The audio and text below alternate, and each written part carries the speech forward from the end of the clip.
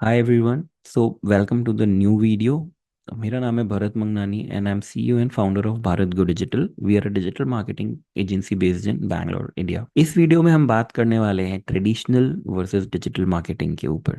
So traditional marketing basically refers to the conventional methods of marketing used before the advent of the internet. Internet जब से popular हुआ है, उससे पहले basically traditional marketing ही होती थी। उससे पहले कैसे, जैसे आप पेपर में एडवर्टाइजमेंट देते थे, मैगजीन्स देते थे, ब्रॉडकास्ट एड्स, है ना, डायरेक्ट मेल, ये सारी चीज़ें होती थी पहले। बट अभी डिजिटल मार्केटिंग के थ्रू मार्केटिंग का स्कोप बहुत बढ़ गया है, बिकॉज डिजिटल चैनल पे एक बड़ी और एक अच्छी ऑडियंस अवेलेबल है। तो ट्रेडिशनल वर्सेस डिजिटल मार्केटिंग, तो सबसे की difference is medium of communication, है ना। तो ट्रेडिशनल मार्केटिंग क्या करता है? It utilises offline channels like print, broadcast और डायरेक्ट डायरेक्ट मेल्स। आपने देखा होगा कई बार लोग न्यूज़पेपर के बीच में उनके टैम्पलेट्स होते हैं, या वो आपको जो प्रॉपर जो उनके लेटर्स होते हैं वो देके जाते हैं। एंड आउटडोर एडवर्टाइजिंग, जैसे कि बैनर्स या होर्डिंग्स। फिर डिजिटल मार्केटिंग में कैसा होता है कि it uses online channels like website, social media, email and search engines.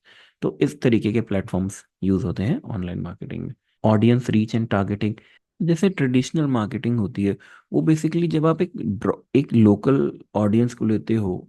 Traditional marketing में कैसा होता है कि आप एक आपके पास कुछ प्रिसाइज टारगेटिंग कैपेबिलिटीज होती हैं। आप किसी न्यूज़पेपर में एड्स दे सकते हैं, टीवी में एड्स दे सकते हैं, बट उसमें टारगेटिंग प्रिसाइज नहीं होती है। Messages are broadcast to a general audience. But when you talk about digital marketing, it allows for precise targeting based on demographics, interests, behavior, and location, reaching the right audience effectively. तो जब आप Google ads बनाना सीखेंगे या social media marketing में ads चलाना सीखेंगे, तो आपको समझ में आएगा कि इसमें हम कितनी अच्छी टारगेटिंग कर सकते हैं। फिर आता है कॉस्ट।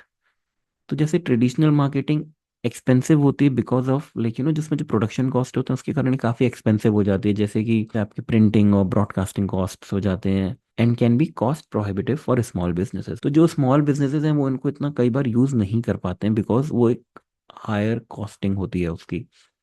बट डिजिटल मार्केटिंग की बात करें, it is more cost effective with option suitable for various budgets, to from small to large enterprises. आप सोशल मीडिया एड्स जो है 80 रुपीज़ या 60 रुपीज़, मतलब आप एक मिनिमम बजट से आप एड चला सकते हैं। गूगल एड्स में करेंटली आपको मिनिमम 500 रुपीज़ डालना होता है एड चलाने के लिए। बट आप उससे भी कम, आप किसी भी अमाउंट की ऐड चला सकते हैं। आप कैंपेन पॉज कर सकते हैं अपना 50 रुपए भी खर्चा करके। तो बेसिकली क्या होता है कि डिजिटल मार्केटिंग में ना एंट्री बैरियर खत्म हो जाता है, which is one of the best thing. फिर आता है मेजरमेंट एंड एनालिटिक्स। तो ट्रेडिशनल मार्केटिंग में, लेट्स से आपने न्यूज़पेपर में आपने ऐड दी, वो कितने घरों तक गई, कितने लोगों ने ऐड देखी, वो हमें नहीं पता चलता है। बट इन डिजिटल मार्केटिंग हम जो कैंपेन चलाते हैं, हम उस सारी इंफॉर्मेशन को पता कर सकते हैं कि कितने लोगों ने एड्स देखा, कितने लोगों ने क्लिक किया, क्लिक करने के बाद कितने लोग हमारे वेबसाइट पे आए, उन्होंने क्या एक्शन लिया। तो ये सारी की सारी चीज़ें हम डिजिटल मार्केटिंग के थ्रू ट्रैक कर सकते हैं। फिर आता है फ्लेक्सिबिलिटी एंड एडजस्टमेंट।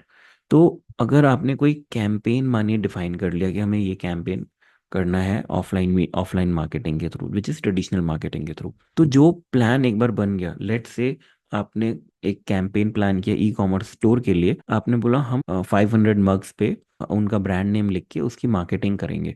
तो अगर आप ऐसा कुछ प्लान कर रहे हैं, तो इन सारी चीज़ों को आप चेंज करना कठिन होता है। बट डिजिटल मार्केटिंग में जब अगर आप कोई चीज़ प्लान कर रहे हैं, आपने कोई कैंपेन चलाया, तो अगर उसका परफॉर्मेंस अच्छा नहीं हो रहा है या कोई भी चैलेंजेस हैं, आप जल्दी ही उसमें मॉडिफाई कर सकते हैं, उनको स्टॉप कर सकते हैं। But as compare to traditional marketing, उस चीज़ को स्टॉप करना, रोकना बहुत कठिन हो जाता है।